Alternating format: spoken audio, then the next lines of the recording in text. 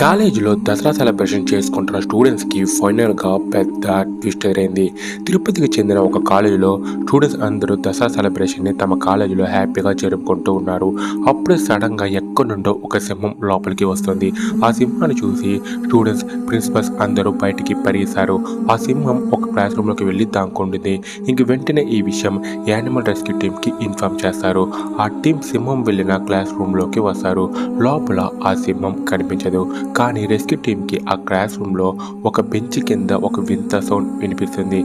ఏంటని దగ్గరికి వెళ్ళి చూస్తే అక్కడ ఇంకా కొన్ని గంటల్లో పేలడానికి రెడీగా ఉన్న ఒక టైం బాంబ్ ఉంటుంది. ఆ తర్వాత వెంటనే బాంబ్ స్క్వాడ్ వచ్చి ఆ బాంబ్ని డీయాక్టివ్ చేస్తారు. కానీ ఆ సింహం మాత్రం చివరి వరకు ఆ కాలేజీలో కనిపించలేదు. ఆ బాంబ్ని అక్కడ పెట్టింది టెర్రరిస్టులే. పోలీసులు వాళ్ళని అరెస్ట్ కూడా చేసేస్తారు. ఇంకా పోలీసులు సింహం ఎక్కడికి పోయి ఉంటుందని కాలేజీలో ఉండే సీసీటీవీ ఫుటేజ్ని పరిశీలిస్తారు. కానీ ఆ ఫుటేజ్ని చూసిన అందరికీ పెద్ద షాక్.